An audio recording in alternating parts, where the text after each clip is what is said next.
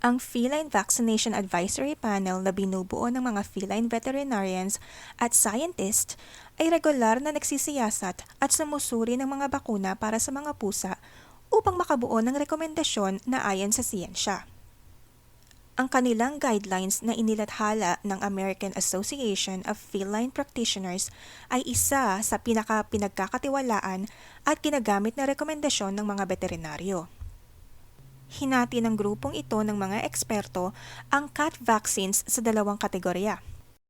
Ang core vaccines o ang mga bakunang lubos na inirerekomenda ng mga veterinaryo at ang non-core o lifestyle vaccines o ang mga bakunang maaaring irekomenda ng veterinaryo base sa lifestyle ng pusa.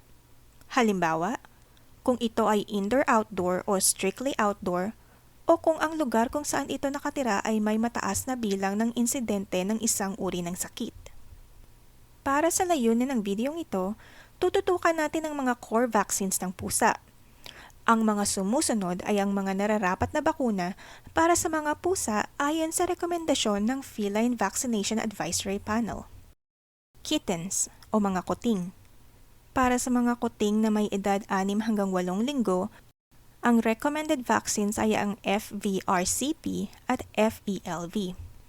Ang pangalawang bakuna ng FVRCP at FELV ay maaaring ibigay sa mga kuting na may edad 10 hanggang 12 linggo.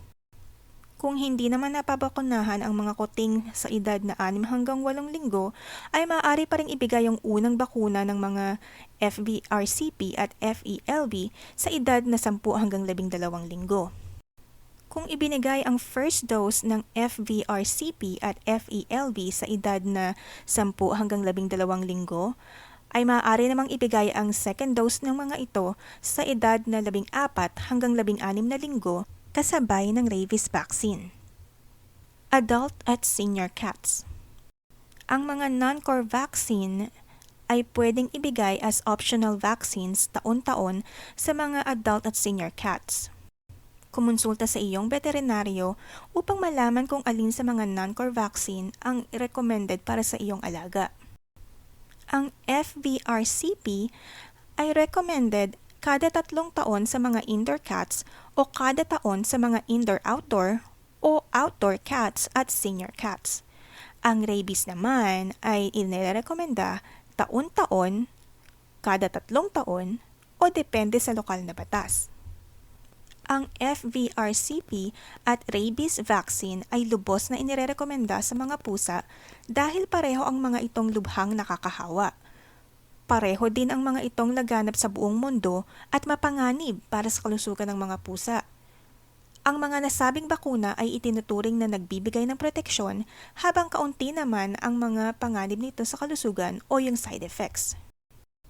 Tingnan natin isa-isa ang bawat bakunang nabanggit para mas maintindihan mo ang kahalagahan ng mga ito sa kalusugan ng iyong pusa.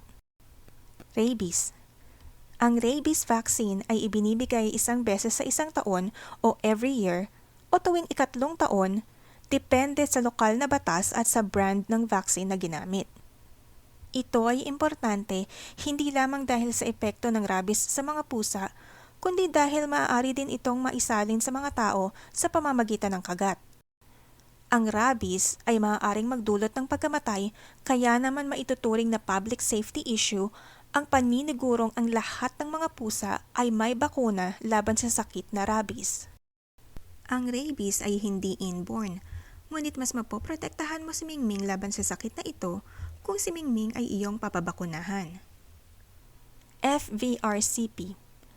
Ang core vaccine na ito ay kombinasyon ng 3 bakuna na binubuo ng feline rhinotracheitis virus, herpes virus 1, feline calicivirus, at feline panleukopenia.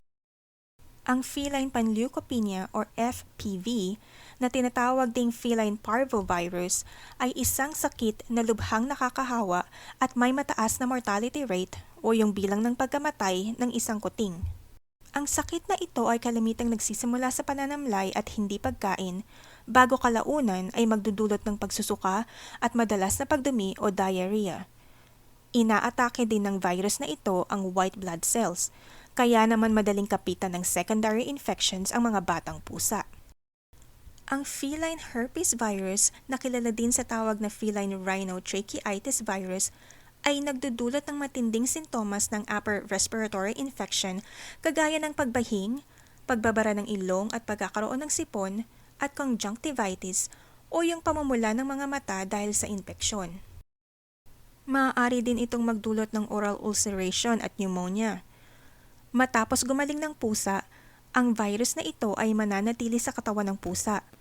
Ito ay tinatawag na latency period kung saan walang makikitang sintomas ng sakit. Kung ang pusa ay magkakastress, maaaring mag-reactivate ang feline herpes virus at magsimulang muli ang impeksyon kahit na hindi uli na-expose ang pusa sa sakit na ito. Gaya ng herpes virus, ang feline calicivirus ay nagdudulot din ng upper respiratory infection na may sintomas gaya ng pagbahing, sipon at oral ulceration. Ang mga pinaka-virulent strains o yung pinakamapanganib na uri ng virus na ito ay nagdudulot ng pagkalagas ng balahibo, paglalangib ng balat, pagkakaroon ng hepatitis at pagkamatay. Kung ang alaga mong pusa ay indoor adult cat o yung nananatili lamang sa loob ng bahay, ang FVRCP ay maaaring ibigay tuwing 3 taon. Kung ang pusa naman ay outdoor o indoor-outdoor o yung lumalabas ng bahay o enclosure o di kaya ay isang young o senior cat, maaaring irekomenda ng iyong veterinaryo ang taunang vaccine ng FVRCP. Ang FELV ay itinuturing na non-core vaccine ngunit lubos na inirerekomenda sa mga kuting. Ang bakunang ito ay nagsisilbing proteksyon ng mga kuting mula sa feline leukemia virus. Ang sakit na ito ay matatagpuan sa buong mundo. Ito ay naisasalin sa pamamagitan ng laway, ihi at dumi ng apektadong pusa. Kaya iwasang pagsamahin ang malusog o walang sakit na pusa at ang pusang may sakit na leukemia. Ang paghimod o pag-groom at pagkain ng mga pusa mula sa iisang food o water bowls ay ilan sa mga paraan upang makahawa ang may sakit sa malusog na pusa.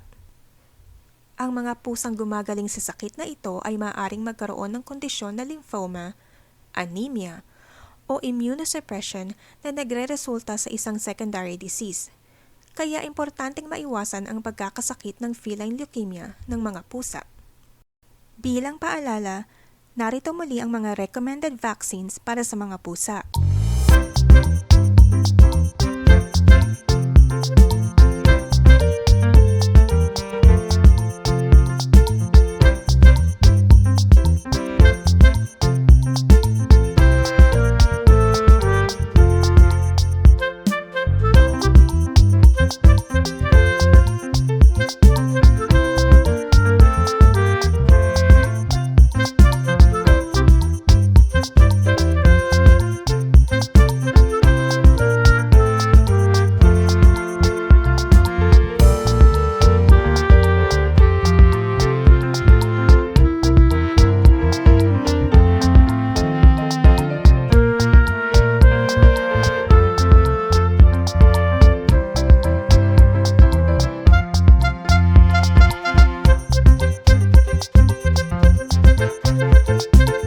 Handa ka na bang pabakunahan si Mingming? Magaling! One step closer ka na sa pagiging mabuting guardian ng iyong pusa. Paalala, kumonsulta sa veterinaryo para sa pagpapabakuna ng iyong alagang pusa.